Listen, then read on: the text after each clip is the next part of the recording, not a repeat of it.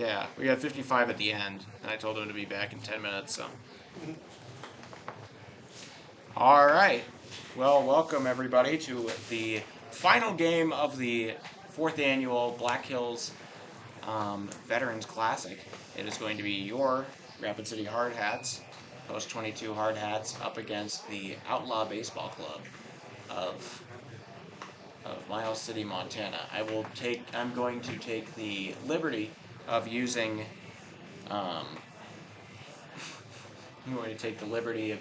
the Outlaws as their nickname. Instead of Outlaw Baseball Club, so I hope you are all okay with that. As it would seem that all of them were outlaws if they belonged to the Outlaw Club, you know? So, I've got the lineups here. Thank you so much. Good man. Make sure to put those in my bag. Here we are. There's Wayne Sullivan. He's the organizer of this event every year. He started it 4 years ago. And the general manager for Hardhats Baseball, Post 22. Good friend, and always looking out for Hardhats TV and the personnel that's a part of Hardhats TV. We appreciate that. Yeah, so tonight we'll be alternating innings. I want to give a shout out to Jeanette McIntyre. I saw Jeanette here earlier, and she's got connections to the umpiring crew. She's got connections to Mitchell, and I think Post 22. Anyway, I've seen her 2 or 3 days, and she does a lot behind the scenes for the city. And good to see Jeanette. Okay, go ahead, Oliver. I was just going to say that we are going to be alternating innings, I believe, for this final game of the weekend. I hope you all are tuned in. Igor has got the barbecue running. Igor is my new favorite Canadian. Yeah. Igor, if you're watching, we appreciate you, and I just say go Leafs. Here we go. Yeah. Well, hey. We're actually, by the way, we should let Igor know that both of us are San Jose Sharks fans, but I say go Leafs too. I am the San Jose Sharks are. I believe I love them a lot, but they are still the weakest of the big four in my fan bases. I just can't get into hockey that hard. I understand. I can't get into hockey that hard. I have fun because I have hockey friends. I went to a bunch of watch parties for the Avalanche this last summer as they went for the Cup. But, I don't know, I can't follow it every night. I love NHL hockey in person. Yes. I do not like minor league hockey, and just go with that. So, but I love hockey players. They're like my favorite kind of sports athletes. They're just really nice guys, fun guys, respectful guys. Well, a lot like these. Kind of like baseball players in a lot of ways. And anyway, just good guys.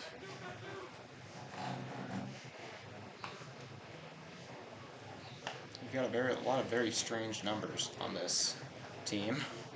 I wonder if 1 million of them are retired. Like if they have like 20 of their numbers retired for people. Or if you make the Hall of Fame, maybe you get retired. But we've got a 23, a 28, an 86, a 54, a 53, a 44, a 35, and a 46 on this team. Those are a lot of weird numbers. Non-typical, as you could say if you don't want to say weird. You don't want to hurt the numbers' feelings.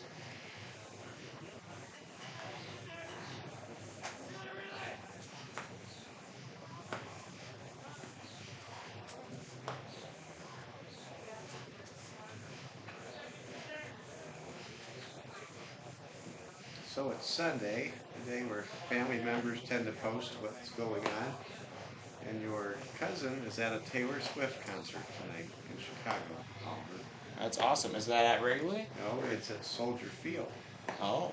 Well, I just saw somebody who might be on their way to that. Somebody that I went to the bathroom during the break, and there was a man that came out of the bathroom in baseball shirt, pants, and a Cubs batting helmet.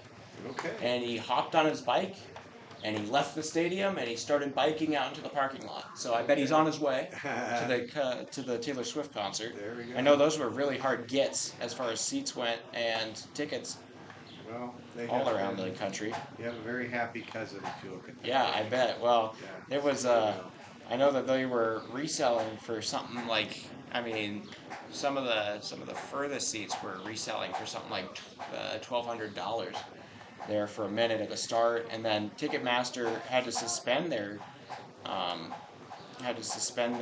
services because there was too much traffic upon the launch. I would say that Taylor Swift is the #1 star in the musical. Ed Sheeran is very popular abroad. But in America, I think. In America, I'd go Taylor Swift, but I think Ed Sheeran wins the world right now. Okay. Which is kind of weird because I don't even know anything about Ed Sheeran. he's ginger and a little bit weird looking. Okay. All right, let's get back to baseball. So we've got a game coming up between the Post 22 Hardhats and the Outlaw Baseball Club. Great crowd. It's really been a tremendous 4-day showcase of American Legion baseball. We've had teams from as far away as Canyon City, Colorado, Miles City, Montana, Lincoln, Nebraska. And, it has just been awesome spending the last several days with all of you fans. And Igor, you're one of those fans up in Northern Ontario. And it's just been great. And, we're not done. We still have a great game coming up. The Hardhats trying to finish 3-2 at the Veterans Classic and build momentum for a big East River road swing in the middle of this week. And Oliver, you'll be jumping on the bus with the Hardhats and bringing all those games home to all of you Hardhats fans. You don't want to miss it. Is it Tuesday and Wednesday? Tuesday, yep. Doubleheader Tuesday.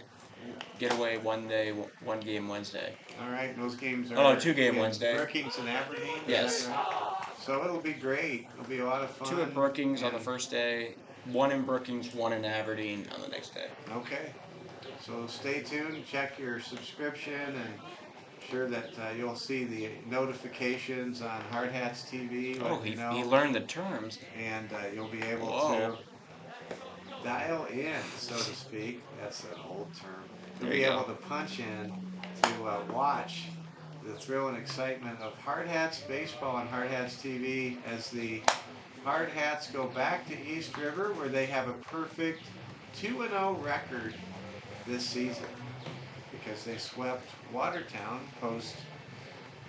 I'm trying to remember the name. Post 17. I think so. Yes. Post 17. They swept Watertown post 17 in a Mother's Day doubleheader at Watertown Stadium, and it's a lot of fun. Well, shout out to Liam Wolf here. He has been an active watcher of this whole tournament. I believe he has watched out of the 18 broadcasts that will have been put on after this one. I believe he has watched something close to either 9 or 10. Of them. He was there for some of those early ones on Saturday. He was there for some of the afternooners on Friday. But shout out to Liam for sticking through.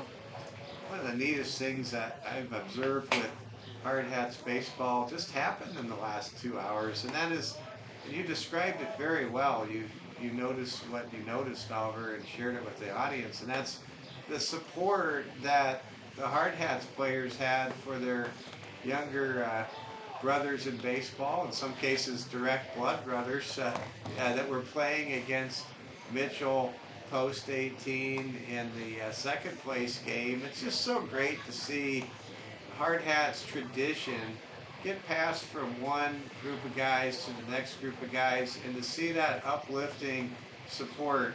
Hardhats didn't need to be going wild for the Expos, but they wanted to, and they were there for them. I think that's pretty awesome. Yeah, definitely. Well, hey, so I guess I missed these. Oops, so this is the wrong side. I put them in the wrong order. So this is the Outlaw Baseball Club. And then this is the post-22 Hardhats. I try to think of what the opposite of the Outlaws would be. I guess I'd go with the Marshals. Oh. If we had a I was Marshals gonna go. versus Well, Outlaws, no, that would because the Marshals. probably be The Marshals have a lot in common with the Outlaws. No, They're they don't. They're the lawmen. Yes, They're but the ones putting the Outlaws behind bars. Yeah, but only on that part. But they're also out and about. They're they're risk takers. They are in the pursuit of something. They're go-getters. They have a lot in common if they fight for different sides. Okay. Well, I would go with the do-gooders. Would be your non-outlaws. There is no nickname of a team called the Do-Gooders. Rapid City has the Marshals indoor football team. I also was thinking the Saints. If you had Saints, That's a good one Saints too. versus That's Outlaws, a good one. that would Yeah. be a diametrically opposed name to the Outlaws as well. And trying to think. Rollins, Wyoming, their high school team, I believe they might be the Outlaws. I think there's one high school team I can think of called the Outlaws. I think that's Rollins, Wyoming. I know that there's out of there are two major lacrosse leagues, the NLL and I think it's I don't remember what the other one is, but it's the one that pays people more but doesn't have access to the same stadiums. It's the other one. I think it might be the NWLL or something like that. But there are two teams in Denver. There are the Colorado Mammoth, and then there are the Denver Outlaw. They play at DU, the Denver University's field, for their games. They're part of that one that doesn't have the same stadiums. They don't get to play in Ball Arena, but they pay more to the players, so all the good guys are in that league. It's kind of a weird thing going on in lacrosse right now. Okay. Well, I talked to a friend a few hours ago, and they are in Denver, and I asked them if they were going to the NBA Finals Game 2 at Ball Arena tonight, and I said, no, it's too expensive. I said, what's too expensive means $2,500 a ticket tonight. That is for Nuggets versus Heat. So here's the thing. I know somebody named Jack Wheeler that is back in Colorado. His parents actually met during the 2001 playoff run for the Avalanche, and they got married, and they had him and whatnot. But they've had season tickets for, I believe, about 16 years now, and and during the finals, they actually had a vacation that they had planned because they didn't think they'd go all the way. And so they were gone for games 5. They were gone for game 5. And they sold those club level tickets for, I believe, $4,700 a piece. Wow. And they paid for a significant portion of his first year college tuition. Wow, that's just absolutely staggering. But considering the Denver Nuggets have never been to the NBA Finals and they've been around since the ABA days, you can only imagine how big of an event that is. So game 2 is tonight, and I think it's on ABC. And, I know what Coach Torby is doing after this. What is he doing? He told me. He is going to watch ORU. Well, he's going to watch Oral Roberts tonight, try to make it to the Super Regionals. Oral Roberts, I think, is going to play either Dallas Baptist or Washington. Yep. They were playing each other in the losers bracket game earlier today. But Oral Roberts will have a chance there. He talked about I mentioned that we go to Omaha for the College World Series, and that's not that far from the Oral Roberts thing. And he said, man, that would be something. If we could go and see Oral Roberts while we're there at the tourney, that would be amazing. So I'm looking at the scores here. Let's see what that Oral Roberts picture is. Oh, Dallas Baptist defeated Washington. No, Sasha. And so, our friend Sasha can't be too happy about that. Dallas Baptist 9, Washington 1 in Stillwater earlier today. So that means if Oral Roberts defeats Dallas Baptist tonight at 7 o'clock, or if they don't beat them, they can play them again tomorrow. Their second chance to beat them in the double elimination format. And good luck to Kelvin Torby's alma mater, Oral Roberts University in Tulsa, Oklahoma. the number 4 seed in the Stillwater Regional, making a Cinderella bid to get to Omaha. Sure is a fun time of year. A lot of crazy results and upsets, and it's been exciting to follow. And we'll get more of those scores to you throughout the broadcast. And let's now turn it over to the voice of Hardhats TV, Oliver Fell, as we get ready with the introductions. And soon we will be standing to salute America with a performance of our national anthem, and most likely a ceremonial first pitch as well. Yeah, well, going into this final game, the Hardhats are throwing somebody you would never expect to start the game. That is Harrison Good, the normal right fielder. He will be starting the game for the Hardhats. They, of course, used up most of their middle relievers and starting pitchers so far this tourney. Coach Torvey went to the hole and grabbed Good from the right field. And so he will be starting. He's also batting third. Wilson Kiefer, if you were unaware, fractured something in his hand when he slid to third against Laramie last night, and he has a big gauze all around it. He finished the game, but he now has gauze all around his hand, and he is injured out for 4 to 6 weeks apparently, according to Coach Torvey. So now we get the national anthem, but that is going to be a big play, a big impact on the rest of the season.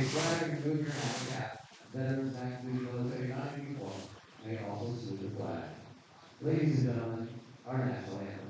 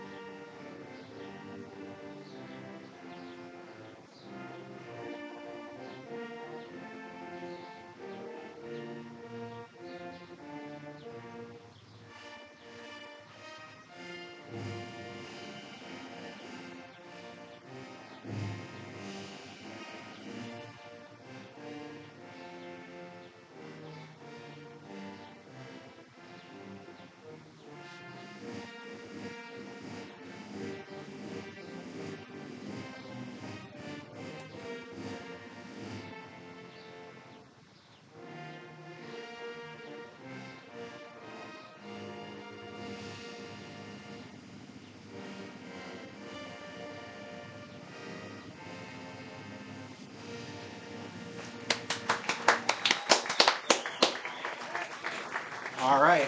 Well, to give you your starting lineups here, for post 22, they are going to lead off with center fielder Zeke Farley, follow that up with a move up to second for catcher Philip Bentz. What? Was it you? Okay. Then at third will be the pitcher Harrison Good. Then at the cleanup spot will be the third baseman Hayden Hollick, moving and switching around with first baseman Alex Dietrich, who is going to be in 5 today instead of 4. Then the left fielder Tate Crossway will move up a slot to 6. Peyton Tipton will be playing second, and he'll be batting 7th. And then Rich Inhofer is back. He will be playing right. That's great news. He is now available, and he will be playing right field while Harrison Good pitches. I'm sure that things will move around when Harry gets subbed out for. And then finally at the 9 hole, at playing shortstop in Kiefer's place, will be Dom McKnight. So there you go. There we go. You know what a big Dom McKnight fan I am. Yeah. So then for the Outlaw Baseball Club, starting out for them, they have shortstop Alex Herr leading off. Then second baseman Chandler Smith will be batting second. Center fielder Ray Schauber will be batting third. Right fielder Trey Auberry will be batting fourth. The pitcher Jacob Herr will be at 5. Then the catcher Ed Marima will be batting 6th. Eli Marima will be batting 6th. And then at the 7 slot will be the third baseman Aiden Price, followed by Aaron Fenner, who is playing left field.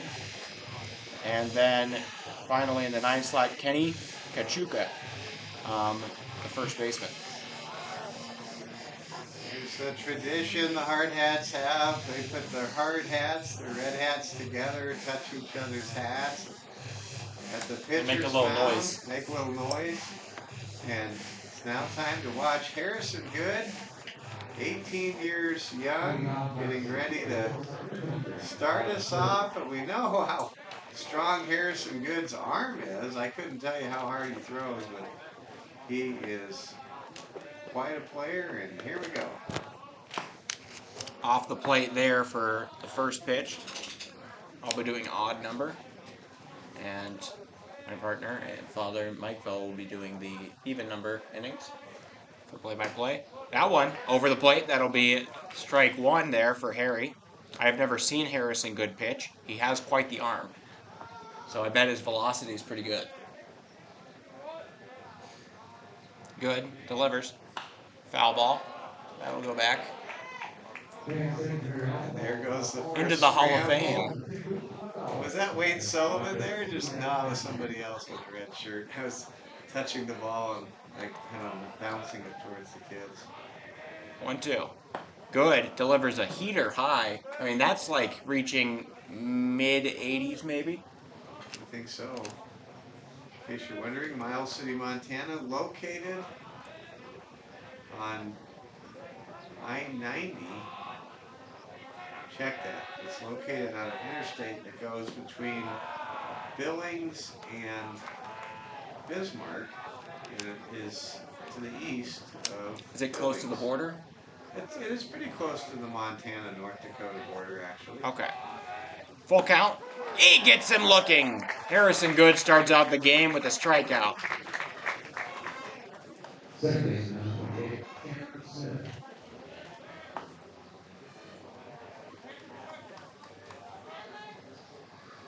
So first out, recorded by a K for Harry Good. Harry looking pretty composed up there. I have seen a lot of pitchers and a lot of position players pitching this tournament, and I would give him about a, 70th percentile in pitching so far. And so, hey, you should have seen Wesco. No slight against them, but they had 10 players in this tournament, and 9 of them were hitters, and maybe 2 of them were pitchers. 1-0 here. Good delivers the breaking ball. What is that? It's a nice little cutter right there from Harrison Good. You know, Harrison Good, he's kind of like the James Bond equivalent. He's kind of like the baseball equivalent of James Bond. He has skills that we didn't even know he had as he goes up against the Outlaw Baseball Club from Miles City, Montana this afternoon and evening. Except for serious and mysterious as James Bond is, Harry Good is all smiles and loving, so. James Bond is all smiles Not all smiles. most of the time. He kills people. No, he's serving His Majesty. He's doing what he does. He does it with a smile. If you watch enough James Bond movies, Well, he always has a girl around him. He smiles about that. A lot of smiles with James Bond. I gotta go back and watch more. There one! Miles City thought they were getting away with one. The Outlaws starts to take the walk to first, but he'll be pulled back. Harry got the edge of the plate. Full count. 3-2-1. Harry Good. Chandler Smith waiting. Fouled, and Good will make the play on the weird little looping pop-up. That was the kind of pop-up that happens when a softball hitter really gets a ball that has a lot of spin on it.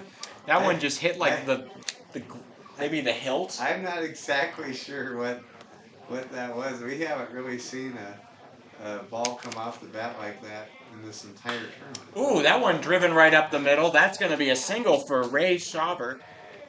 Well, okay, so we won't have a perfect game from Harry Good. I was starting to get my hopes up.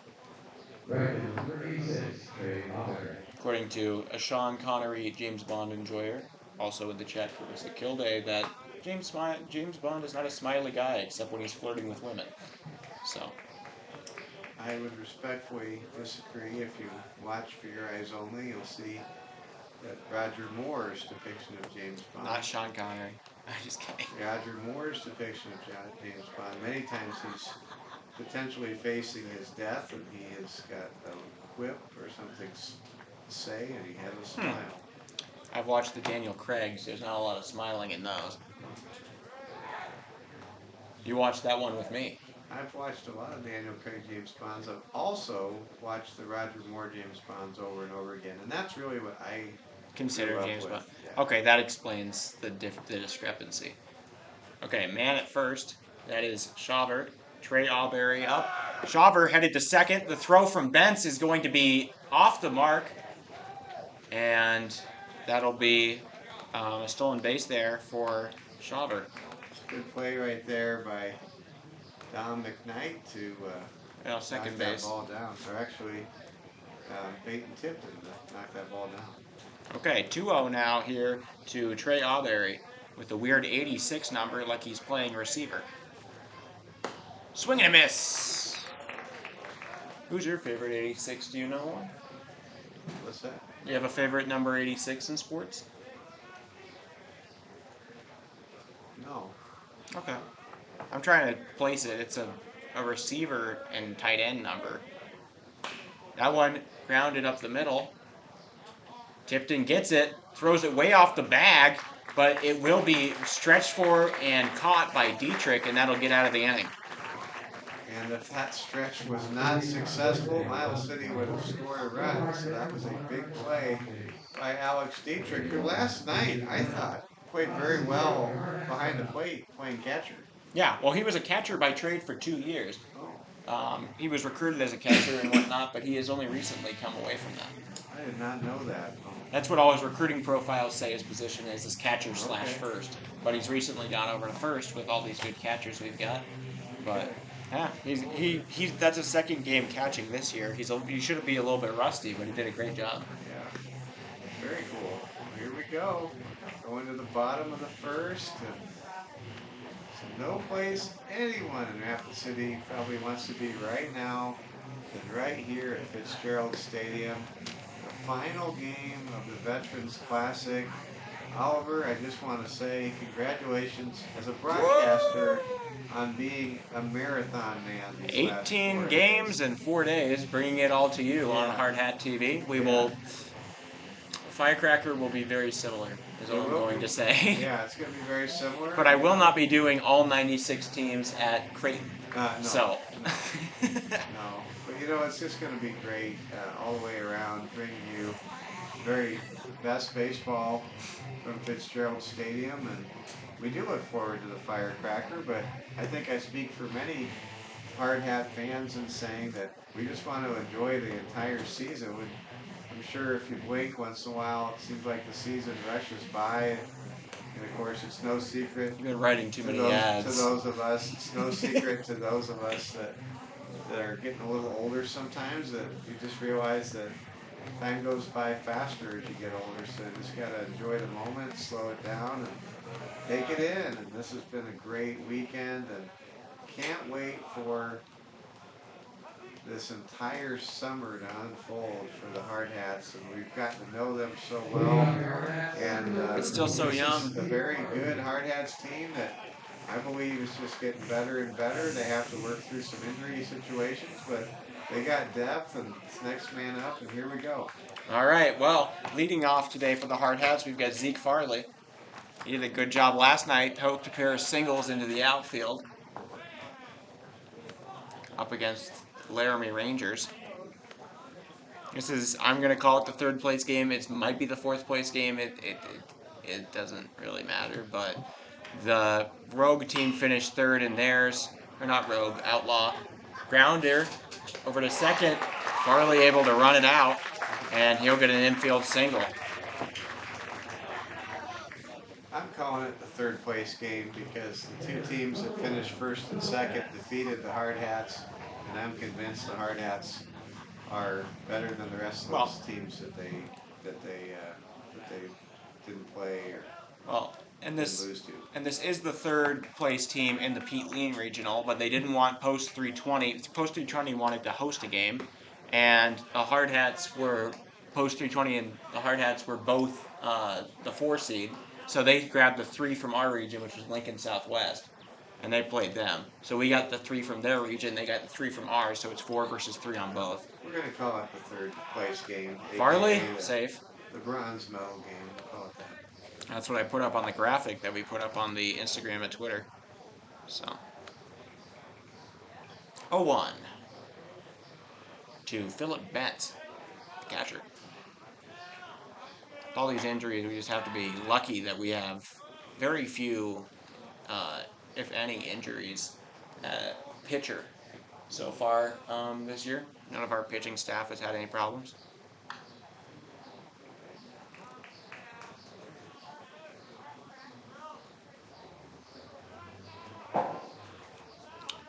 Oh, 1 to Betts. He flinches and takes a strike. You mentioned James Bond earlier. Your grandfather on your mother's side was the biggest James Bond fan I ever met. He really was. I've seen bits of probably every single film.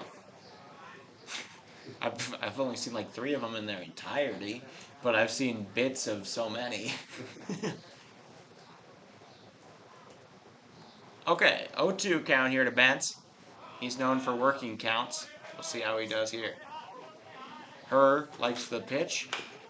Bentz swats at it, drops it down. The third baseman gets it, throw to first. Not in time. Bentz able to run that one out too on a slow grounder. 2 back-to-back infield singles to start out the game. You always smile when a catcher is able to run out anything. Of course, Philip Benz has better wheels than most catchers. And now, as soon as I say that, here comes the pinch runner, the courtesy runner.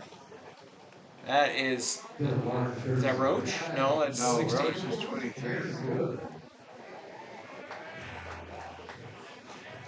That's somebody I recognize, though.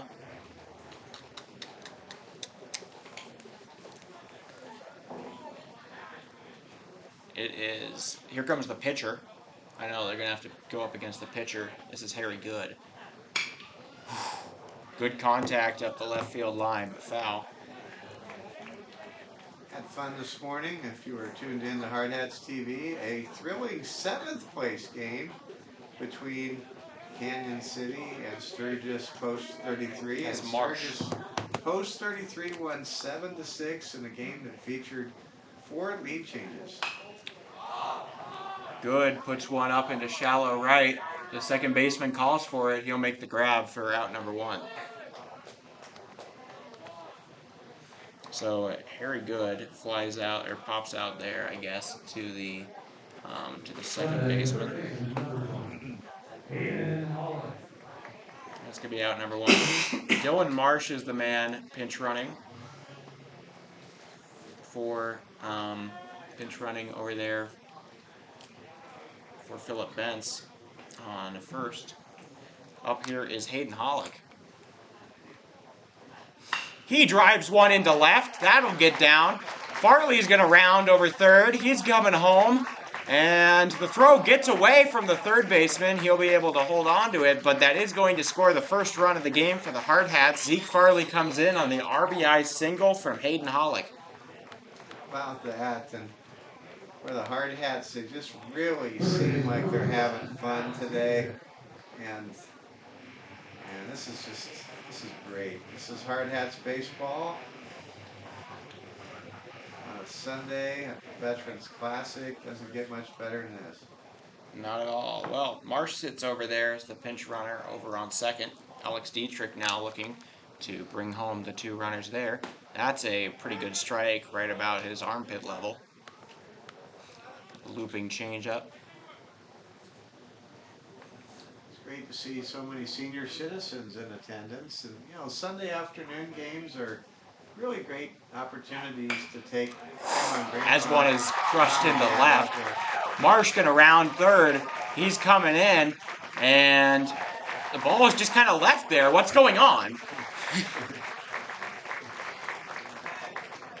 It's neat to see a lot of members of our senior community be able to come out, touch the game of baseball on a beautiful 80-degree day, and hats off to so many of the sons and daughters of those seniors that pick up their mom and dad and take them to the ballpark and take them back to I'm sure plenty of them West can Hills still Village drive. or wherever they may be. That one driven and wadded down by the second baseman. He throws it way high.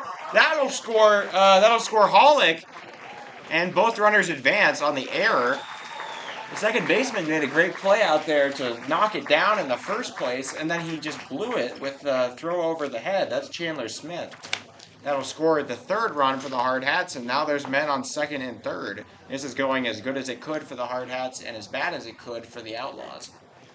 And it doesn't take long for the Outlaws coach to come out and have a talk with his starter. And sometimes you see the umpire walk slowly to the mound.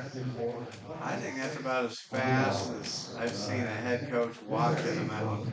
And whatever the message is between the three of the Outlaws, the gentlemen Outlaws that are there on the hill. But we know this much: the Hardhats are at work, hard at work here on a Sunday night, and off to a great start, leading 3-0. Well, Tip's going to come up with 2 men on. As the single train kind of keeps moving along, there's been 4 singles in this. There's been 4 singles in this inning, and 2 at bats that did anything else. It's been 2/3 singles so far. Tip, not immune to singles, but he usually has a little more power than that. He will drive one into deep left field. Will it stay there? Oh, foul. It was also not out of the park, but that was a really hard crush. It left the park. It did? It did. Oh. It did leave the park. It was foul when it went over the fence, and the high fence at that. It left, I would say it was about 12 yards foul. 36 feet? Maybe less than that.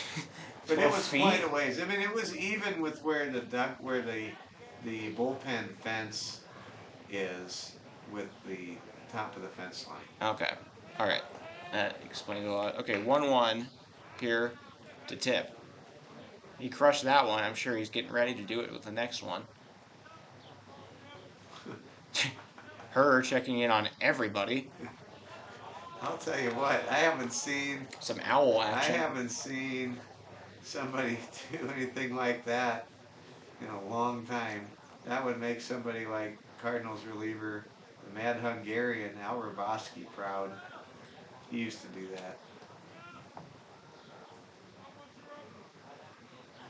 Her gives an offering, lightly fouled by Tipton.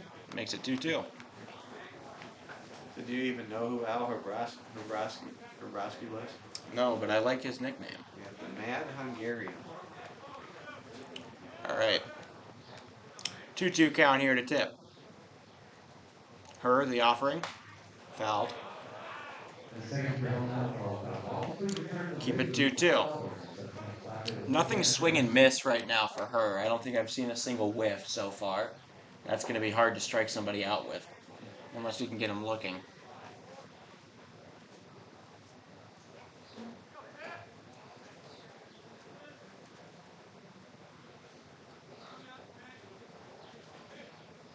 The 2-2.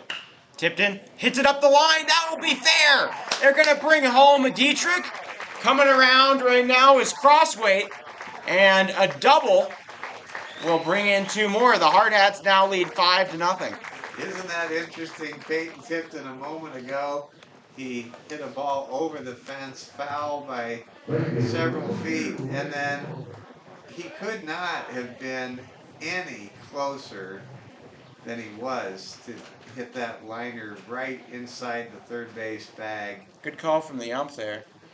We had a good angle here, and that was in the bag, but it was on the bag, like over the bag itself. I want to give a shout out to the umpires at the Veterans Classic. They have been outstanding. And, we've heard a grumbling or two. I know the North Platte Nationals fans weren't too happy with Well, there were a right few now. ones that Mitchell was upset about, too, just now, but pretty dang you good. Consider how many games have been here and that we haven't seen any manager come out and argue with the umpires. We haven't seen any ejections, and it just seems like there's a constant modicum of respect between the coaches, the umpires, the players, and the umpires. It's a really good baseball universe, thanks in part to our good friends in blue, the umpires. As I say, back the blue. It's a different kind of back in blue, Ah. but we definitely want to back our police officers and first responders. I sure appreciate them. All right, 1 out. We've got Tip there, and Ridge Inhofer is going to make his first at bat in about 2 weeks. Exactly 2 weeks, pretty much. I mean, the last time he played was against Cheyenne Post 6 2 weeks ago.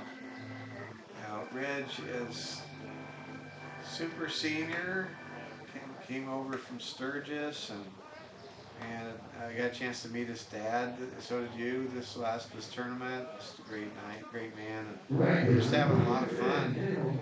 It's great to see Ridge and back for the Hardhats. Here we go.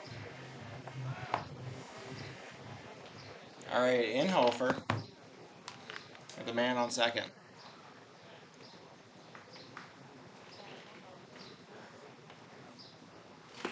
Reliever now in, I just realized. They pulled the starter. Jacob Herr went one out. A third of an inning. Well, Chandler Smith is moved in from second. You know, if he didn't get that one out, it would be an INF or infinity on the stat line. It's not. It would be bad for the fantasy ERA. Not where you want to live if you're a starter. Definitely not. Well, that'll put Chandler Smith on the mound. He's the second baseman entering this game. 1-1. Swing and a miss for Inhofer. That'll make it 1-2. Color scheme for the Outlaws from Miles City brings back memories of those old Chicago White Sox uniforms in the Greg Luzinski days back in the early 80s. Were they gray? Yes. Really? They Oh, were. ball gets away. On the Tip's road, going to they move to were. third. Okay, nice. Yeah, they were on the road, back in Hall of Famer Harold Baines was there, and Tony La Russa had his I first still don't know how he got in. MLB job. It helped that Tony La Russa was on. Yeah, the that's committee. true. That's They true. got Harold Baines. There you go. But yeah, I'm just having some flashbacks to the old Comiskey Park days for the Chicago White Sox. All right, 2-2 here to Inhofer. He'll take one inside. Full count. 3-2-1. We've got Tip on the corner. The Chicago White Sox, in a bold fashion move in that era, actually would play with shorts.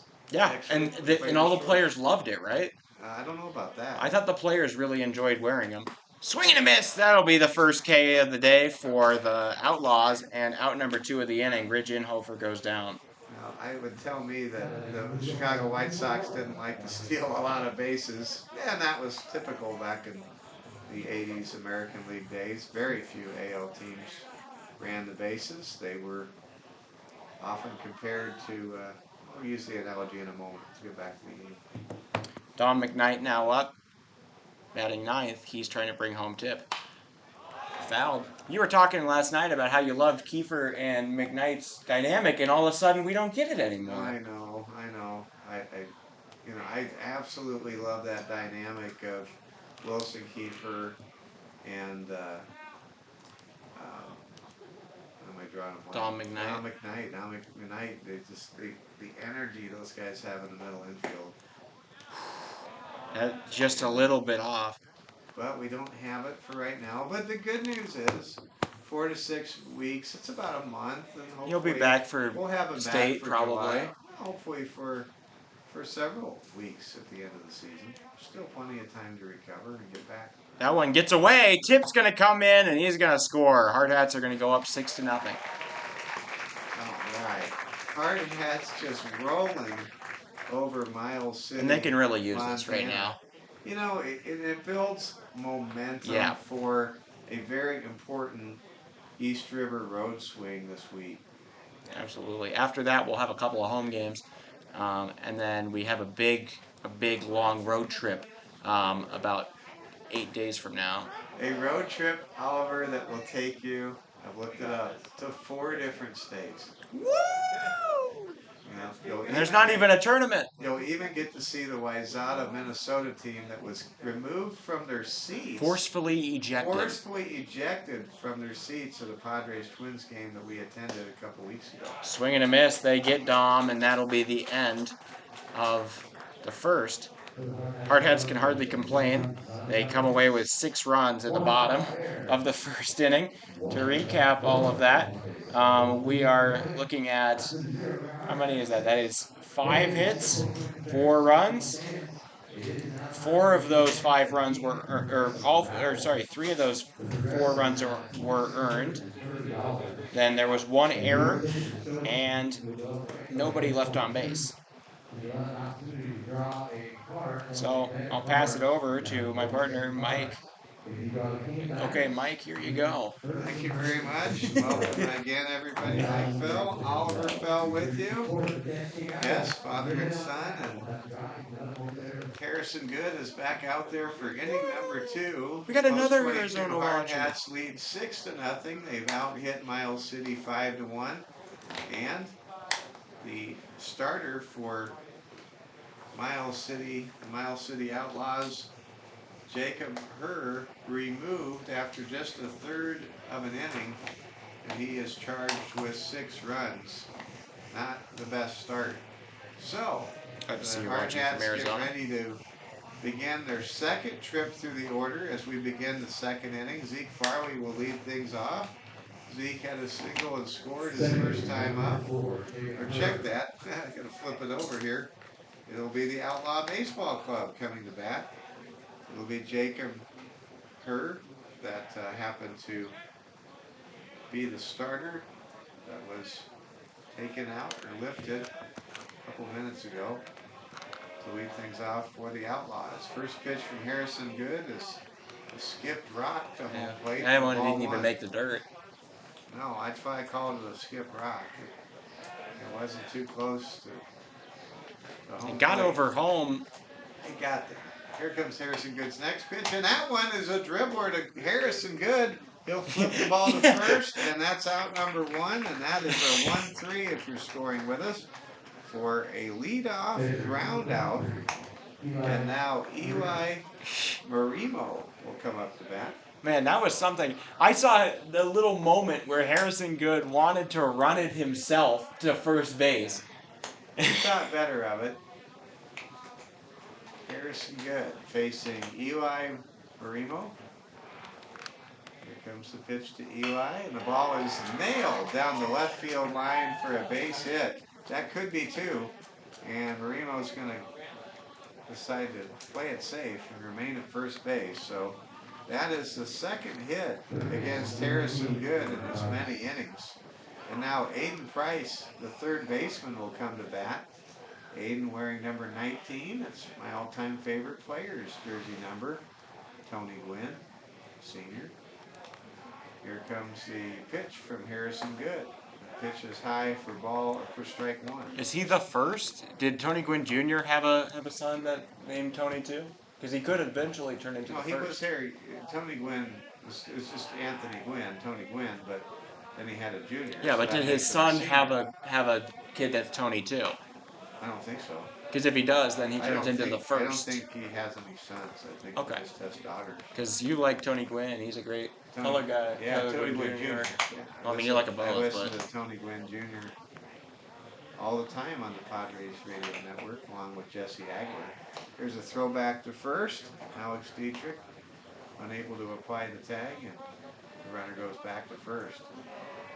1-1 is the count. There's 1 out. 1 man on, 1 man out. We're in the top of the second inning with the Hardhats leading 6-0. Harrison Good with another throwback to first.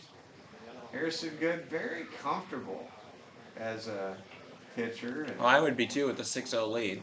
Yeah, 6-0 leads. They have a way of lifting your spirits. Here comes a pitch from Good. The ball is chopped towards third base. Hayden Hollick has it, throws to first high, but it's handled as Alex Dietrich is able to stretch the leather and record out number 2. That's one of the benefits of having a 6'5" first baseman. Now Aaron Fenner will come up to bat. Don't believe he's related to former Seattle Seahawks star Derek Fenner. Very slow in the game. In the Super Tecmo game, he is a slow. The American hat! Oh my! Look at the batting helmet. It's There we great. go. It's We got the have a stars pinch and runner. stripes. Eli Marimo's now getting a hat. It's a red, white, and blue American batter's helmet. It's very cool. Batter's helmet. Here we go.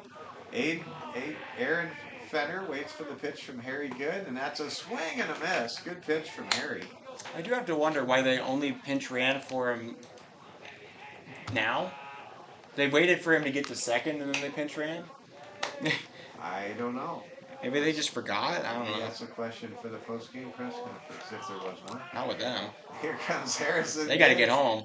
And there's a pitch outside for a ball. So I did stop at an Arby's once in Miles City, Montana. Ooh, they're known for their Arby's. It was driving a long ways. There was a lot of ice and snow. I was headed to northwest Wyoming, and the best route to get around the snow and ice was to go through Miles City, and I was already coming from Bowman, North Dakota, and that led me to Miles City, and it's a nice community. I couldn't tell you more than that. There is like a hill or like a mound just on the next to the community of Miles City. It's a ball 3 right there from Harrison Good, and yeah, it's just good. Nice swing through Miles City. I think I've been to every one of the communities that participated in the Veterans Classic. I'm pretty sure I could say that. Here comes the 3-1 pitch. You been to Englewood? Of course. Yeah. But I've been to Canyon City. I've seen the prison. I haven't been inside the prison. Ah. Well, it's all solitary confinement. You wouldn't find anybody. Here comes the 3-1 pitch. It's lifted to right field and called for, and the catch is made for out number 3. And Aiden Fenner goes down with a fly to right field. And at the end of the visitors' half of the second inning, there were no runs. There was 1 hit. There were no errors. And there was 1 man left on base through an inning and a half here at Fitzgerald Stadium. It's the post-22 Hardhats 6, the Miles City Outlaws nothing. This is Hardhats TV. Man. We'll see how this plans out. I mean, 2 Ks to end the inning, though, for the new pitcher. That's, what's his name, Aiden? There's the Chandler Smith. Is the new pitcher. Yeah. Chandler Smith, he's done pretty well so far. Maybe he'll, turn it around, but we could be looking at a mercy situation if they don't stop it soon. Now, did the Outlaws get 2 wins in pool play? Yes, but over 2 very, very low-ranked teams. But those are wins. So those are wins. They will not go home like Canyon City did, 0-5, or like some So other teams did, I'll recap 1-4. them. So they lost 8-0 in a mercy ruling to North Platte to start it out. Then they lost 9-4 to the Expos. Those are their 2, and then their wins. They won over 320, 13-8, and then they won over Canyon City 7-3. All right, very good. All in the 320 pool. Zeke Farley will lead things off here in the second inning. Mike Fell with Oliver Fell. I'll be calling the even-numbered innings in this ball game. Oliver will have the odd-numbered frames. Here comes Chandler Smith's pitch to Zeke Farley, and that ball is high and inside for ball 1. Zeke Farley singled, scored his first time up in a 6-run explosive inning that got things started for the Hardhats. Chandler Smith now throws a strike right down central, and that evens the count at 1-1. Kelvin Torvey, the outstanding skipper for the Hardhats, standing in the third base coach's box. Looks like Nick Ewing is the first base coach, encouraging the hitter, Zeke Farley. Zeke really having a great season so far. Here comes the 2-1 pitch from Smith, and that's high for ball 3. So now the count very favorable to the leadoff man for the Rapid City Post 22 Hardhats. Here comes the pitch, and that pitch is inside for ball 4. And Zeke Farley draws a base on balls to lead off inning number 2. Now Philip Bentz will come up to bat. Wouldn't be surprised to see a sacrifice bunt laid down here. We'll see. Philip Bentz with my favorite walk-up song among all of the Hardhats. That would be Better Man by Clint Black. Here comes the throwback to first base, and Farley quickly dives back in the same direction in which he let off the base.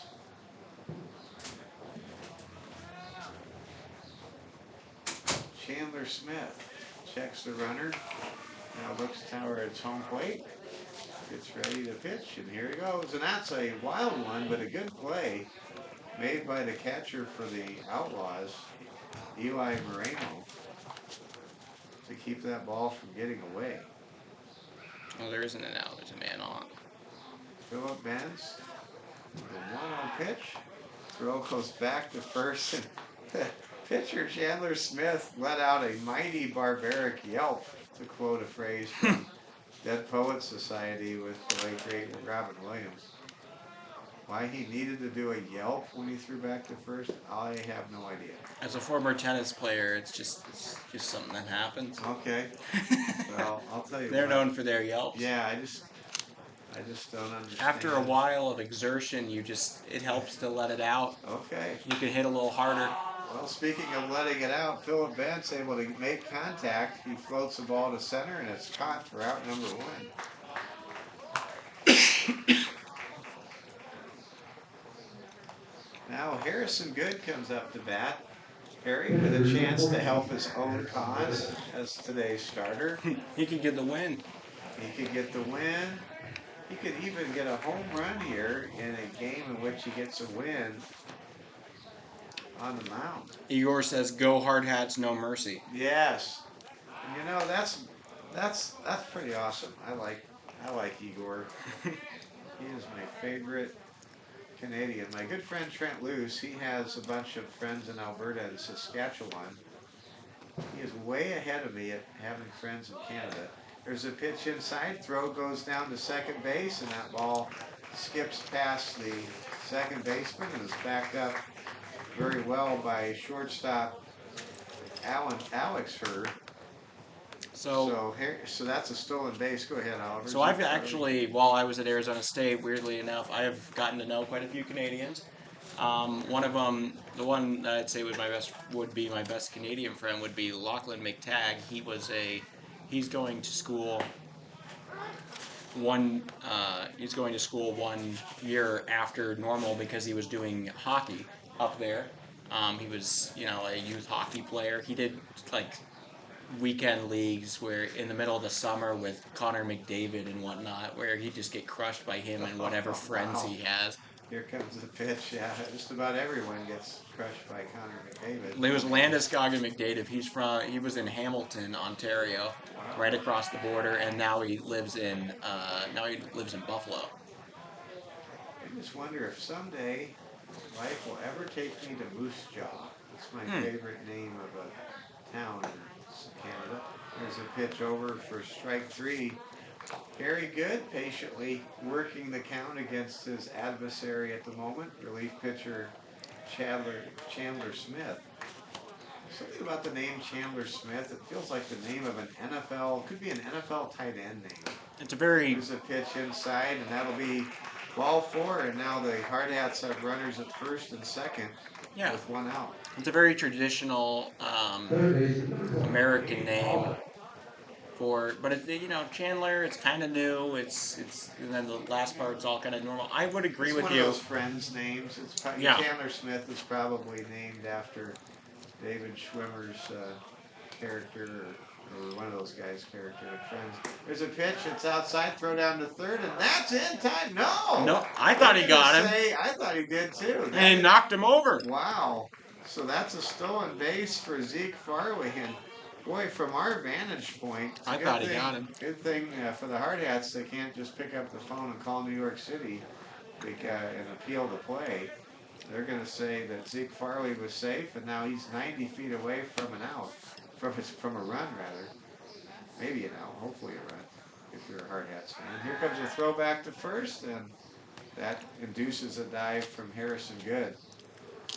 The Hardhats are up 6-0. We're in the bottom of the second inning.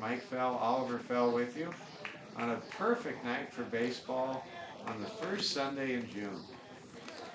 2 Sundays from now will be Father's Day.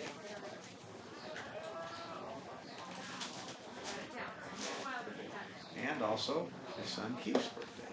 This is a high pitch. That's Big strike Keith. 1. Big Keith. He'll be 6 years old. Whoa! 1-1 is the count to Hayden Hollick. Hayden able to get a single and drive in 2 runs his last time up. Double H is what I like to call Hayden Hollick.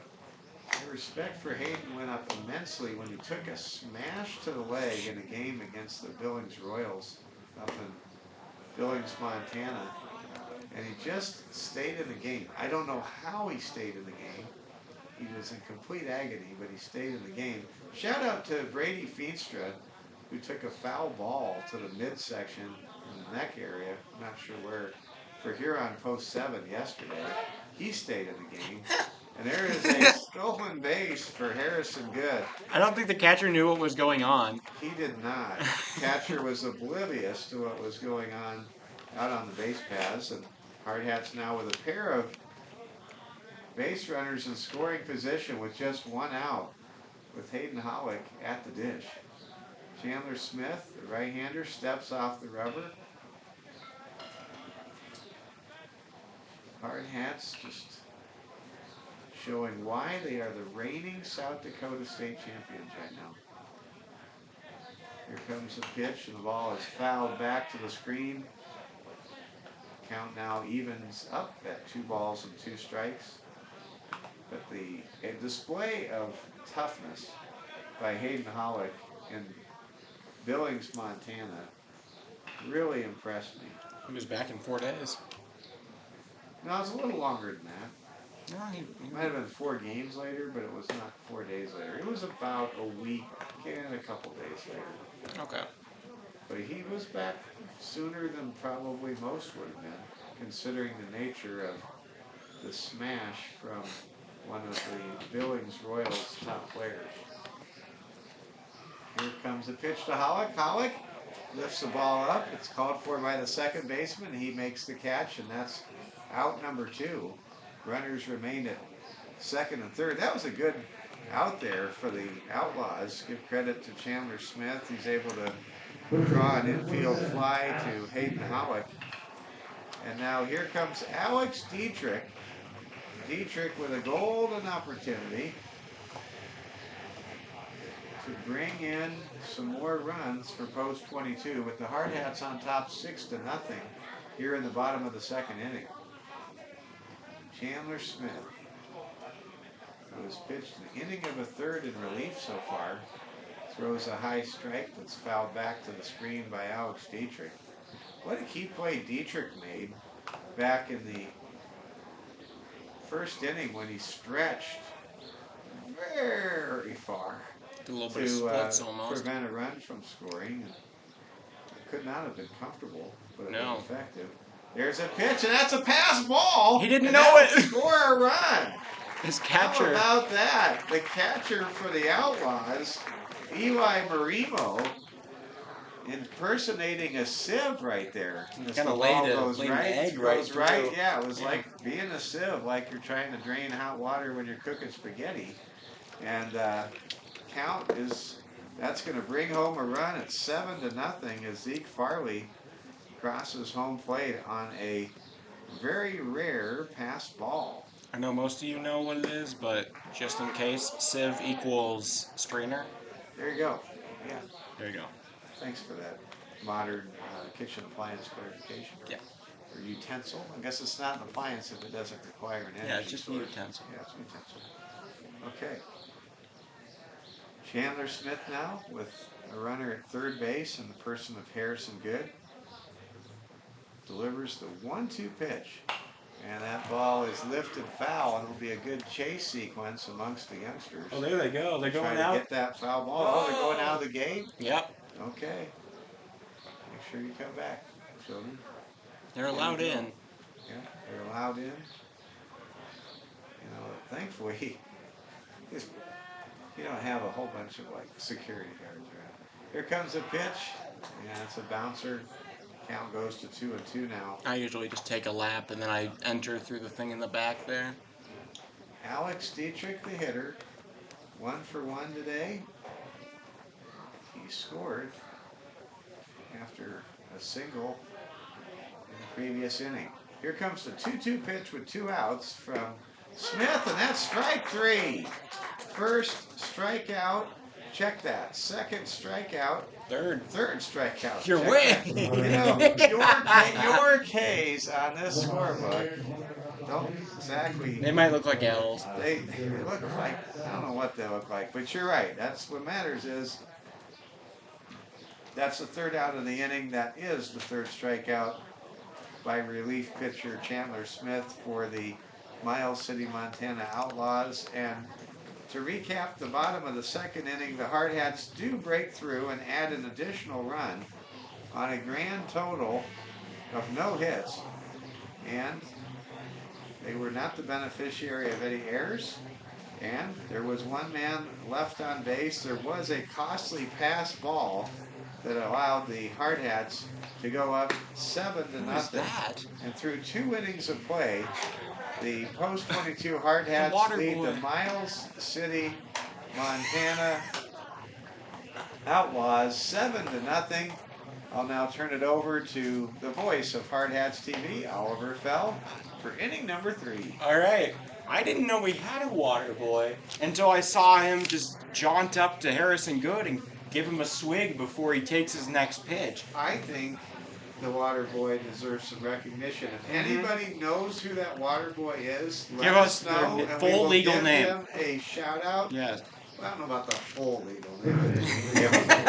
Give us that boy's name, and we'll give him his proper recognition, because We might put him in as 12.5 anyone in the knows corner. from watching old Adam Sandler movies, the water boy counts for something.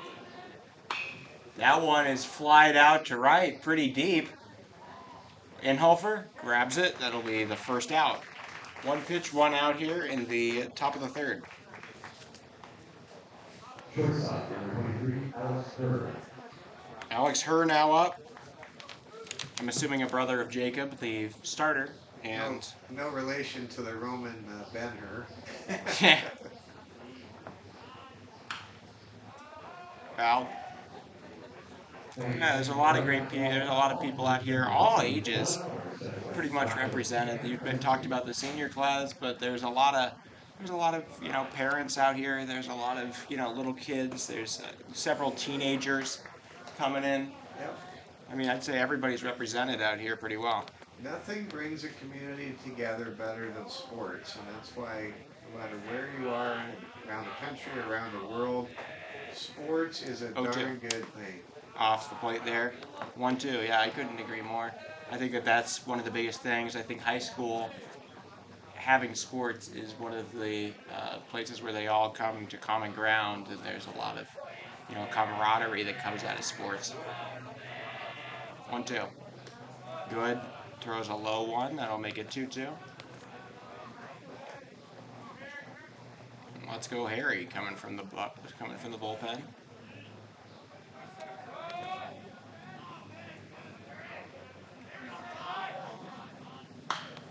That one is driven into right. I was gonna say drilled, and then I'm like, maybe not.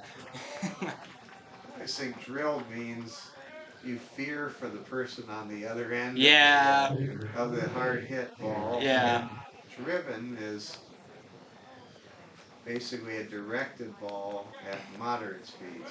yeah. I had to pull it back there as I saw it come off the bat. It was a good single though for her. Not referring to a woman in the third person. That one is going to be floated out to right. Anhofer makes the grab. Out number 2. Anhofer having a good little time out there on his island and right. Center fielder, number 5, Ray Schoffer. Ray Do Schoffer. we call that Ridge Island? Yeah. There we go. Island Hofer. I'm going with that.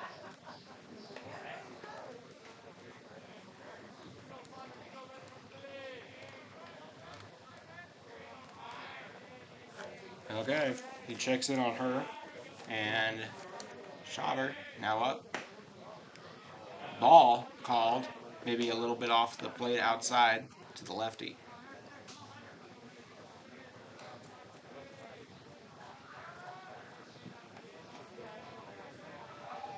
Shout out to our technology for being completely reliable for the last 14 games. Benz throws to second. Play is made. We get out of the inning. Philip Benz guns down her, and that'll be the final out of the top of the third. The expression of the hitter for the Miami Yeah, City he Outlaws just smiled and went, ah. He was just absolutely priceless what that looked like. Oh, that was funny. I hope you guys could see that. I mean, that expression said everything about He what was smiling. He was like, it was a dang smile. It wasn't a look of disgust. He was like, oh, dang it, we can't do anything here. It was actually just this look that said everything. And it just said, Dang. I can't believe that happened. I do believe that happened. Why did we do that? It was Yeah. a contradictory expression, somewhat like Mona Lisa painting would be a contradictory expression all at once. It was really something. Yeah, really. That was. I hope you guys could see that. His back might have been to you, though, unfortunately. Well, Chandler Smith coming out for another inning. Torby talking to the first base coach.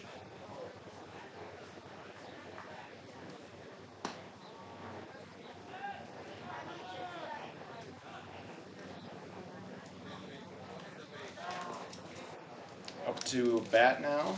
The lefty, Tate Crossway. Tate reached on an error by the second baseman and scored on a double by Peyton Tipton.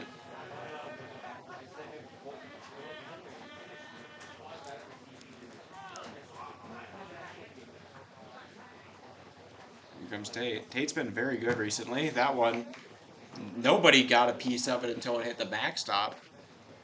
Can't say how important Tate Crossway is to this lineup. Especially right now. A left-handed bat that really makes a difference. Well, Lee Negebauer, for some reason, not getting he's not getting a ton of hacks. If we really need another lefty, we can go to Lee at DH. He usually does pretty good out there. Another ball. Chandler's going to talk with Eli.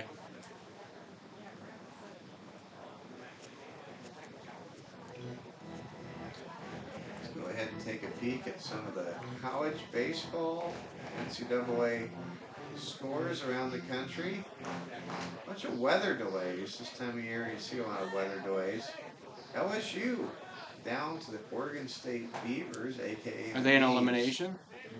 No. Okay. This is a rescheduled game from last night in the winner's bracket. Okay. Rounded over there. Play is made. Those are two teams that have quite a few national title trophies in their trophy case. Xavier in an elimination game on top of Vanderbilt right now in Nashville. And let's look at some finals if we have them. Got TCU beating Arkansas 20-5 today in a rescheduled game from last night due to weather. Okay, well, that's something. And Stanford squeaks past Cal State Fullerton in the losers bracket elimination game 6-5.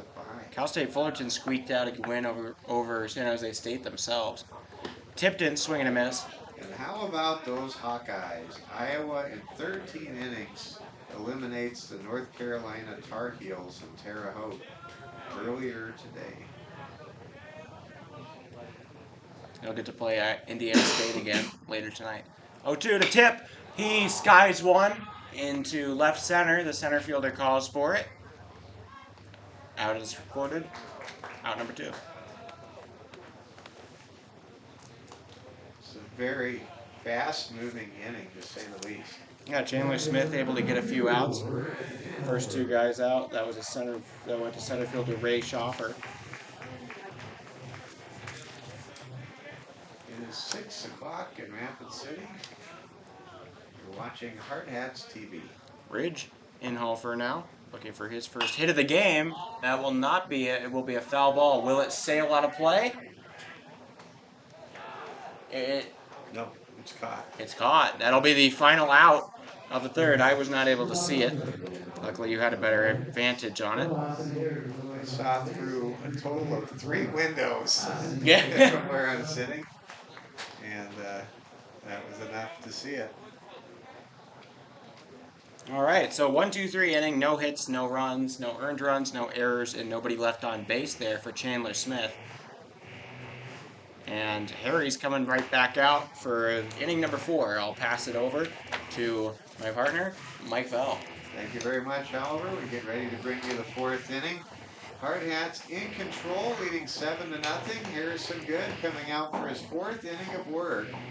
Harry Good, who is one of the best right fielders anywhere at this level, getting a rare start, and it's all smiles among the Hardhats and their fans. And Hardhats trying to, in essence, be the de facto 3rd place game winners today. The Hardhats' only setbacks were their games on Friday night, where they were swept back-to-back by Dylan Sulik with his complete game masterpiece for Mitchell Post 18, and then it was the champions of the Black Hills Veterans Classic, Cheyenne Post 6 Sixers, winning 8-0 in a game called after 5 innings. And you know, except for Friday night, I mean, it's been a great 3 days for the Hardhats. If the Hardhats get this win, they will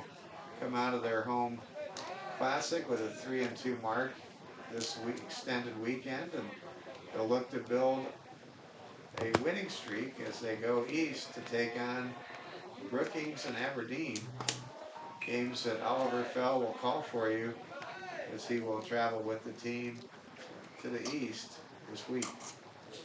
There's a pitch from Harrison Good outside. Ray, say that name for me, Oliver. Sawyer? Schauber. Schauber. Ray Schauber. It's a weird name. My grandpa knew a gentleman named, his last name was Shaver. Here's a pitch. He also had a friend, my grandpa had a friend named Sharky.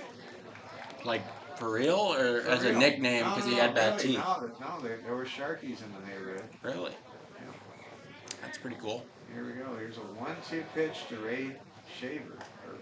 Schauber, rather. And there's a swing and a miss. And Schauber goes down for the first time this afternoon. He becomes the first strikeout victim of the day for Harrison Good. And now here comes Trey Aubrey.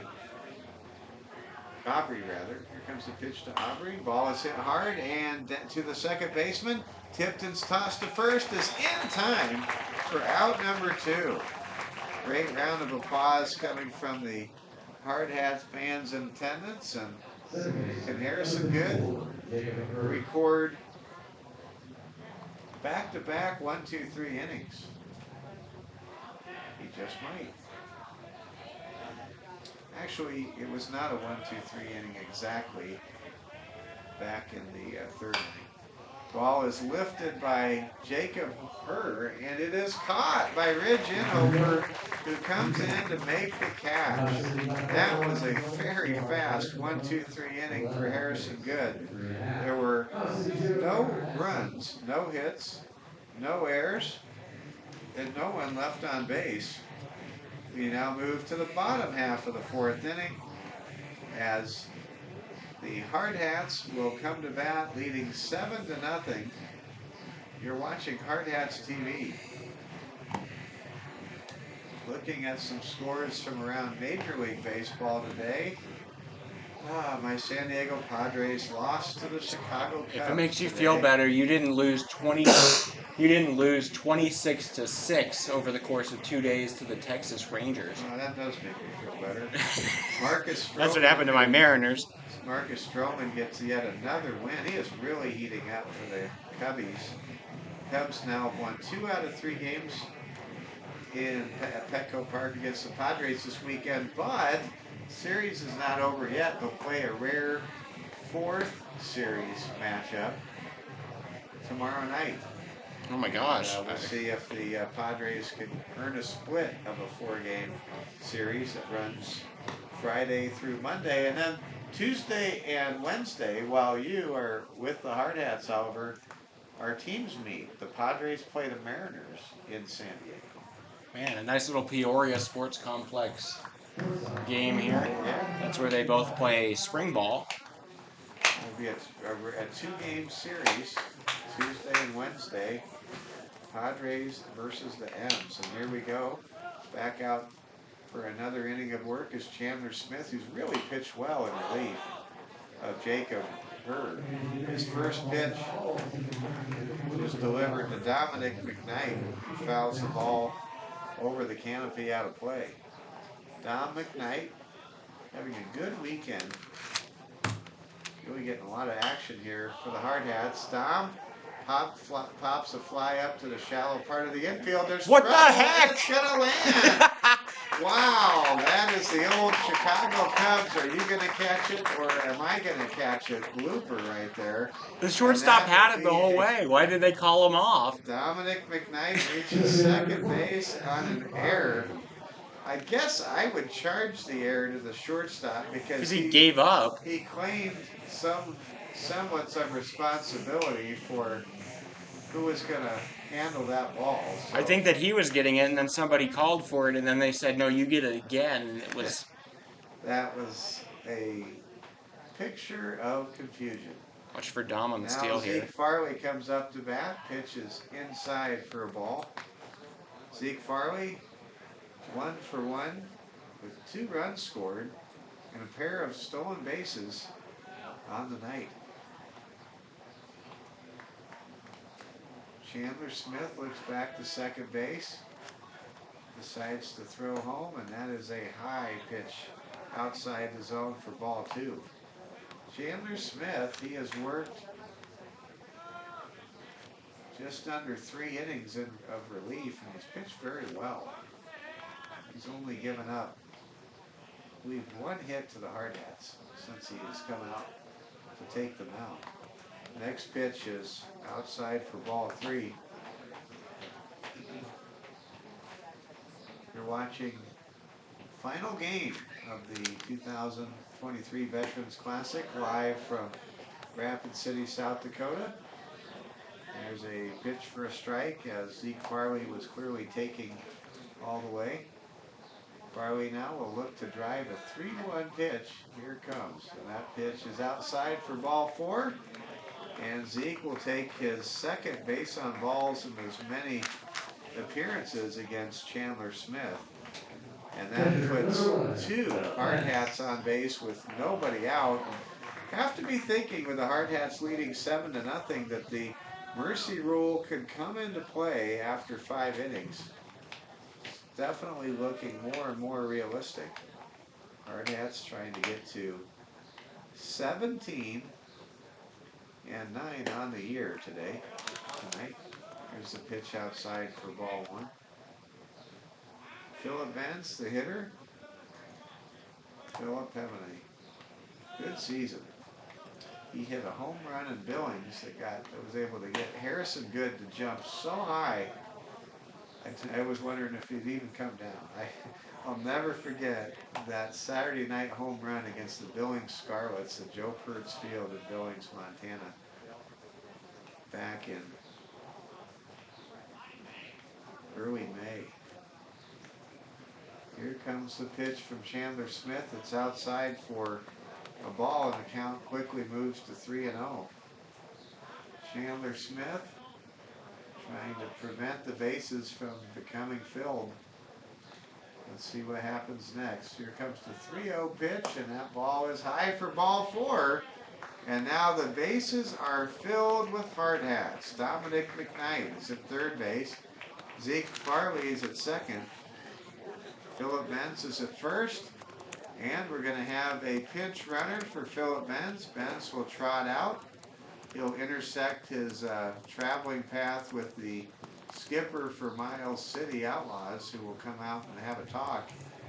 And it looks like number 16 has come in for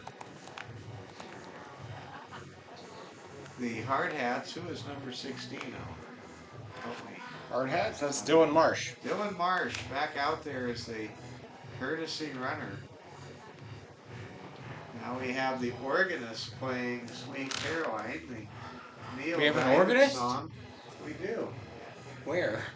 Well, where is that organ?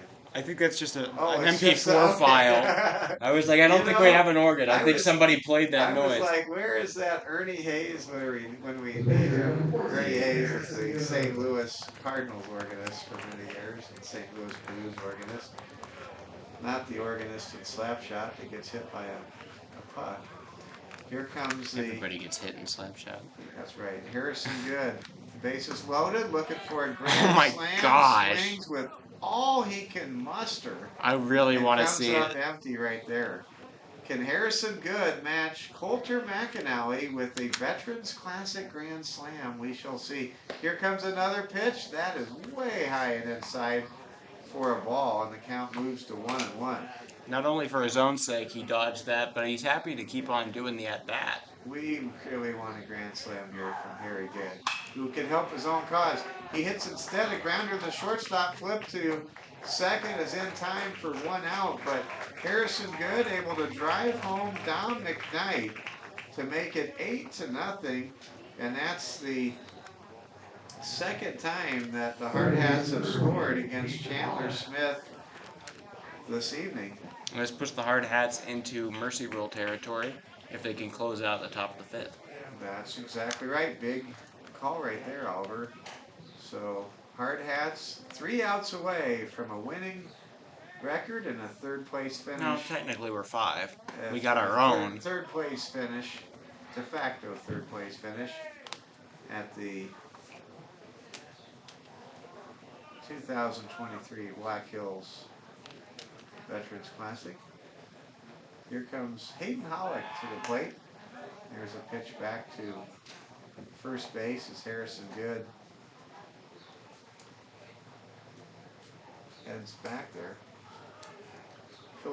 By the way, Dylan Marsh was the player who was recorded as the out on that last play, 6-4. Here comes a stolen base attempt, and Harrison Good gets in easily. It's the second of the day. That's the second stolen base of the day for Harry Good. And now there are 2 Hardhats in scoring position. Now, if you're up by 10 runs after 4, does that clinch the game too? I don't know. I don't think so in this. Okay. He'd have to get up to 15. Hayden Hollick will drive the ball to left field. 1 run scores. No. And that will make it 9-0. Harrison Good, or Hayden Hollick, able to drive home Zeke Farley from third base. And now the Hardhats are threatening to make it a double-digit lead, leading 9-0, and now hitting the Outlaws 7-3. Yeah, so now that I remember it, Westco got 15-0'd by Lincoln Southwest, and that was in the 4th inning. And so Lincoln Southwest was like they got all the way to like 10 and then 12, and the only way that it finished in the fourth inning was if they got to 15. Okay. They're probably crushing 320 right now. Harrison Good. I think that game was earlier. It was earlier. It was a 2 o'clock start. Here comes the pitch to Harrison Good. Ball is lifted to It's right not good. field. The right fielder having a hard time finding it, makes the catch and quickly throws home. The ball skips away, but the pitcher Harrison Good was not going to chart. The pitcher at third base, Harrison Good, was not going to make the run home. That was Dietrich he'll up the stay bat. at third base. So Hayden Hollick, he is at second base. Alex Dietrich flies out for the second out of the inning to right field. And now,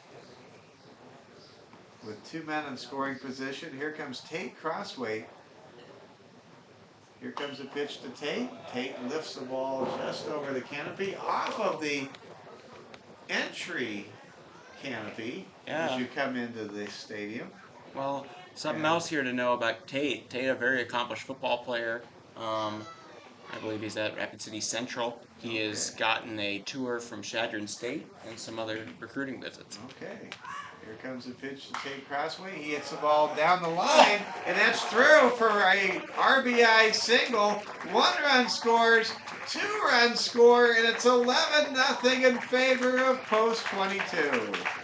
Tate Crossway comes through yet again with a 2-run single, scoring Harrison Good and Hayden Hollick, and this game is wide open, and the Hardhats absolutely teeing off now on Chandler Smith, who handled the Hardhats well on their first trip through the order, but has been at their mercy the second time around. Well, the thing is, there was about And Peyton Tipton gets hit by a pitch, and the crowd says, ooh.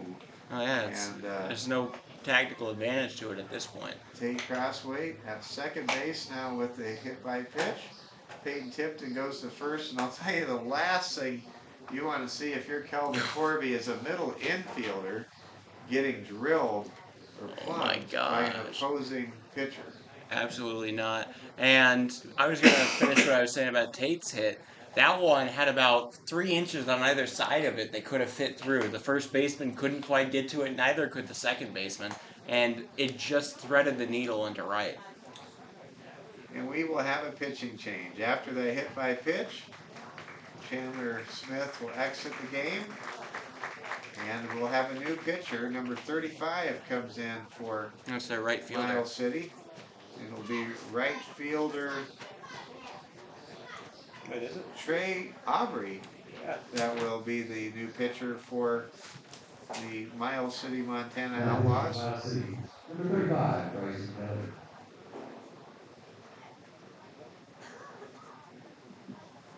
The Post 22 Hardhats are up 11-0. They have out-hit Miles City 8-3. We are in the bottom of the fourth inning. Mike Fell with Oliver Fell. Happy to have you with us as we bring you the final game, the third place game of the Veterans Classic. Earlier today, it was a championship clincher for Cheyenne Post 6. The Sixers defeated the Pete Lean Stadium Pool winners, the First National Bank of Omaha, North Platte, Nebraska Nationals by a score of 7-2. And then in the second place game, Mitchell, Post 18, able to withstand a valiant effort from the Post 22 Expos and win the second place game. And the Hardhats in the third place game on top 11-0 over Miles City.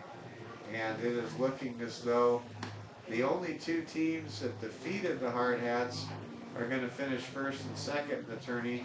But the Hardhats, you know, they've definitely shown out in a big way in their victories. Friday night was just tough, and the Hardhats have had some really painful doubleheader sweeps this year as Yeah. part of the 9 losses that they've incurred. More or less, if they lose that first one, they lose the second one guaranteed. Well, the only time that didn't happen was with Eli Kelly on the mound against the Missoula, Montana Mavericks. And that was the afternoon game on that Sunday, the final Sunday, that first Sunday in May at Joe Pert's Field.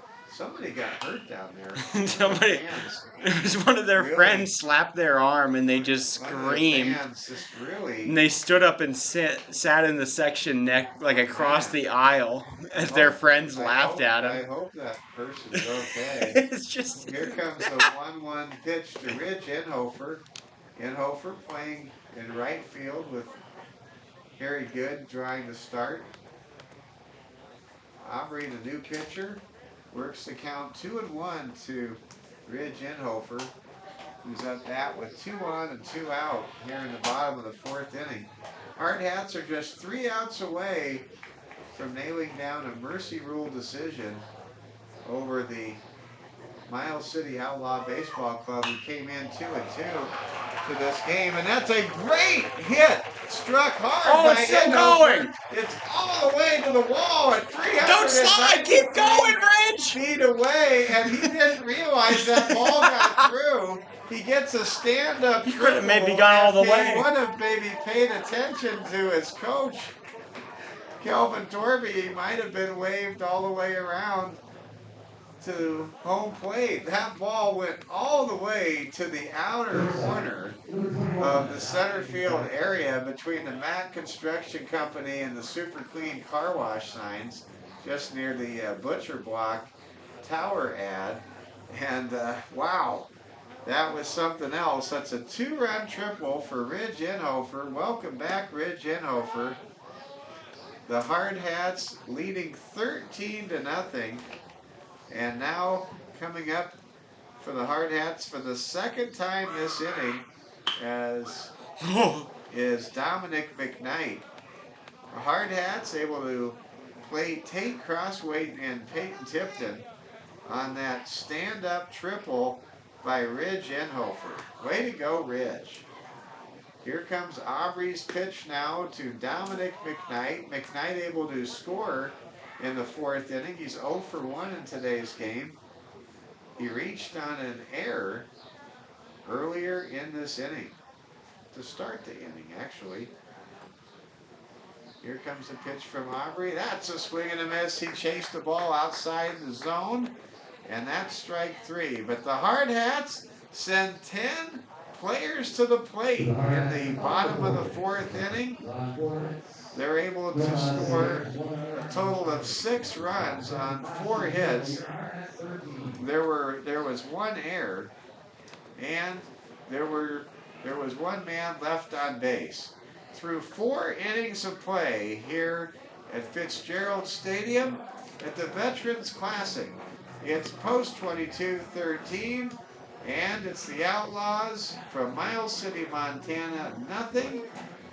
This is Hardhats TV. I now take it to the 5th inning in what should very well be, we think, the final inning of the Veterans Classic. The Hardhats going for the mercy rule victory, leading 13-0. And with the top of the 5th, here's Oliver Fell. Well, hey, I mean, that was pretty exciting all around, I'd say, but they moved up the little 5th inning stretch here to make sure that we get one, because it looks like a mercy rule is on the horizon here for the Hardhats.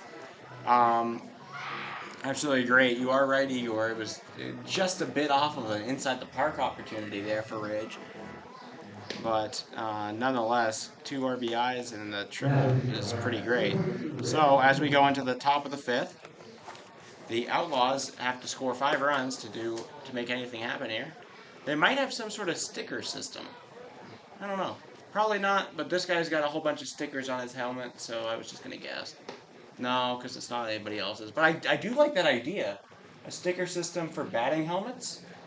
Like what you do with college football? Yeah, I don't know. There's so many games. You play so many games. I don't know. Yeah, okay.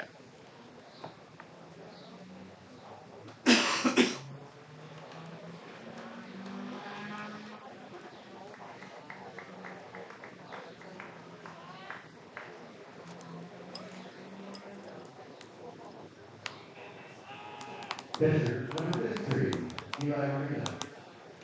All right.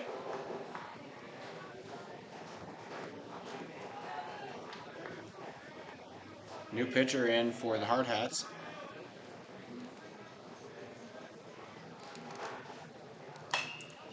Foul ball.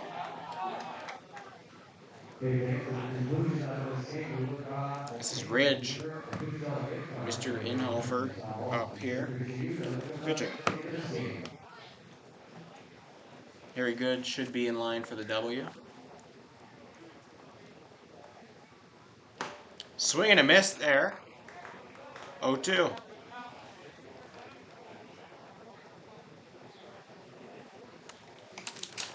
Oh, all right. Up to bat, we've got Eli Marima. 0-2 to Marima. That one is skied up into right center. They're going to let it go.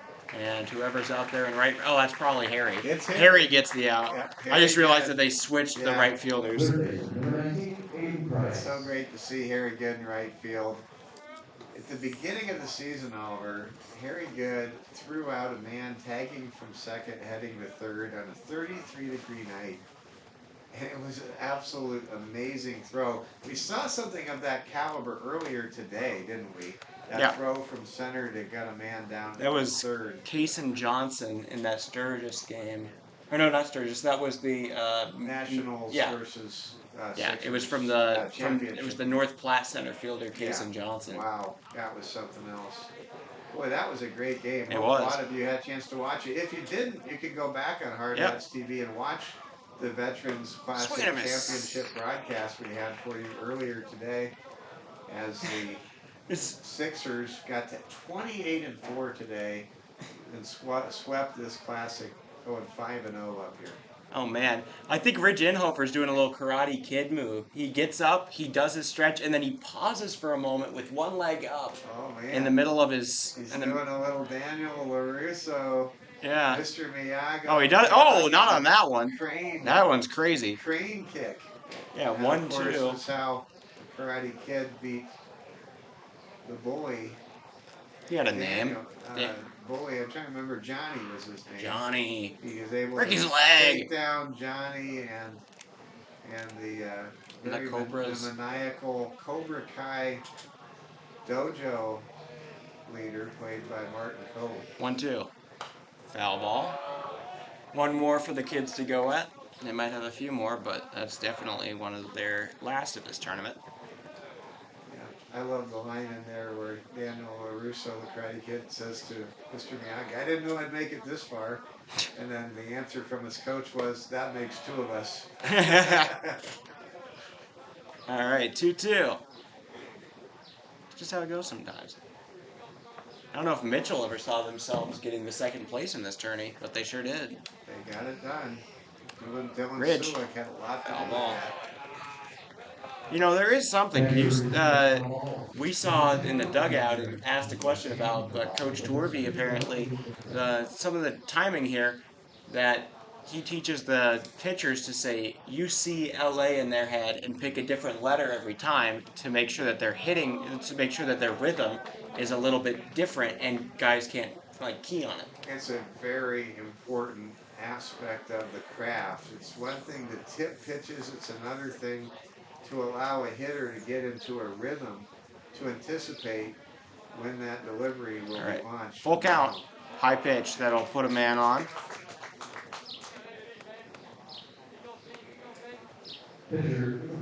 Johnny Lawrence. That's the full name of the Karate Kid man. Very good. Next, Johnny Carissa. Lawrence, thank you, Carissa. Yep. That's really good.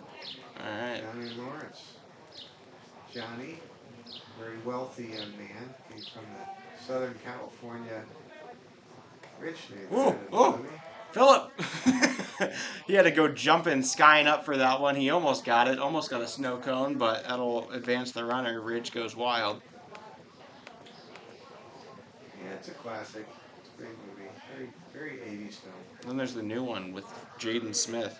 And I saw that too. You did? I did. Yeah, you were with me, I think. I don't think so. I thought we watched it in the theater. Did we? Maybe it was you and your mom. I'm not sure. I don't remember seeing that with you, but Maybe so. I mean, it was like 2011. It was a while ago. It was Justin Bieber did the Never Say Never for it, But I and he was like remember, 13. well, the Mr. Miyagi type character was Jackie Chan. Yeah. It was filmed in Beijing before 2-0. Swing and a miss there. relations between the United States and China significantly deteriorated. I think they still get to film things there. Okay. 2-1 to Fenner. That one is skied out to right. Good underneath it. He makes the grab. And he will throw back to the cutoff man. Nobody will advance. Out number 2. So the Hardhats are 1 out away from raising their record to 17-9, and that will be the high water mark for the season as far as number of wins above 500. If they can get one That's a more good out little right here. silver lining on this tournament. It hasn't gone exactly the Hardhats' way, but they've been able to come out with a positive record, 3-2. The 1-0. Skied up. Phillip gonna go running for it. Oh! Oh, it landed in play, but by the time Phillip Bentz got there, he was about 4 feet He didn't see it for too long. He didn't see it for too easy. And then when he did see it, his hair was flying back, his mouth was open. He was headed up to the sky and didn't quite get there.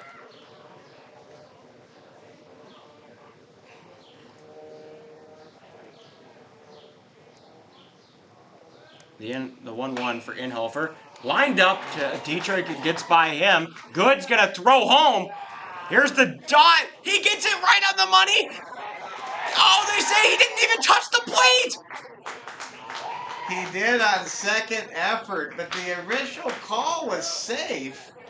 And he didn't even touch it. Well, the umpire told him he needed to touch it, but why did the umpire initially call him safe? Probably because the tag was missed. That would have been a perfect way to end this ball game. Well, Harry got the throw there on time for sure. Phillip was there. It might have been. There goes the shutout, and that would have been the perfect way to end this ball game.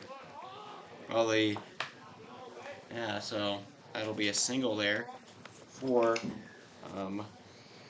Kenny Kachika, or Kachika, like the mean car in Cars. They say Kachiga. That'll be the final one. Ground out to Peyton Tipton. He gets it to Dietrich, and that'll be the final out. Final score here. The Rapid City Post-22 Hardhats come away with a 13-1 win over the Outlaw Baseball Club of Miles City, Montana. And that is going to be your final game of this amazing 4th annual Veterans Classic. Black Hills Veterans Classic here. Thank you all for tuning in this weekend. There was plenty of games to be had, excitement all around. I mean, just glad you guys tuned in. And this is game number 18 of the weekend, and I guess we're gonna get ready to go. Let's go ahead and just give some quick acknowledgments. The Hardhats win 13-1 over Miles City. They're now 17-9. The Outlaws from Miles City finished 2-3 on their trip here. The Hardhats go 3-2 and finish 3rd place in the Veterans Classic. And a big shout out to Oliver Fell. Oliver, you are a sportscaster that is just getting valuable experience, but you called a lot of games, and so many people. I speak on behalf of the people. Thank you. You voluntarily embraced the opportunity to call so many games to people and fans all over the country that couldn't make it here especially, but they were able to enjoy the baseball action because you were on the broadcast, and it was fun to work with you as well. A big thank you to Wayne Sullivan, the director of the Veterans Classic and general manager of Post 22. Thank you, Coach Sullivan. You're the man. And I want to thank Kelvin Torvey for his accessibility. And I want to give a salute to Igor who joined us from Northern Ontario, and I really think that we made a fan, and I think maybe we need to We might have find a way to get Igor some a hat or Post something. 22 I don't know. gear from the Catch 22 gift shop, But and Igor, make sure he represents Post 22 well, in the northern reaches of Ontario. that would really confuse some people. Well, hey, you know, it's there's fans all around the world of baseball teams that are nowhere near their home. Hey, let's thank Darren Good. He Yeah, set he's us been up, working all week too. worked all week, set us up with a lot of lineup cards. I want to thank some of the parents and volunteers who covered so many shifts to make this tournament all it could be. And wow, doesn't get any better than Fitzgerald Stadium and Hardhats baseball. And Post 22 able to finish third in their tournament, go 3-2, and the Hardhats are now 17-9, headed to East River on Tuesday. Oliver Fell will have the action for you. That'll be for all of the 4-7. For reference, that is 4-7. I don't know if it's Central or Mountain. Well, we will figure it out. We'll figure it out. Those are on YouTube, Igor. They will be here. You put on notifications, you know, in that afternoon you'll be able to see it. It'll be great. But yeah. Well, Harrison Good is the winner. Did a great job. He's the winner, and in addition to that, for the Hardhats, by the way, the losing pitcher was Jacob Herr that went a third of an inning, and Chandler Smith pitched well in relief. Yeah. And the Hardhats get the 13-1 W, and they roll to victory, and it's going to be very exciting to see what happens the next couple of ball games. And of course, the next tournament for the Hardhats will be in my hometown, Omaha, Nebraska, a city that Oliver knows very, very well. And our family get-together, our fandango as we call it, will be in conjunction with not only the Creighton tournament, but the College World Series in Omaha. It's going to just be so much fun in about 2.5 weeks from now, when the Hardhats go to the 36-team Creighton tournament in Omaha, Nebraska. But tonight, the Hardhats emerged victorious 13-1. They're winners. They now have a winning streak after last night's win over the Laramie Post 14 Rangers and tonight's Mercy Rule 4.5 inning victory over the Miles City Outlaw Baseball Club.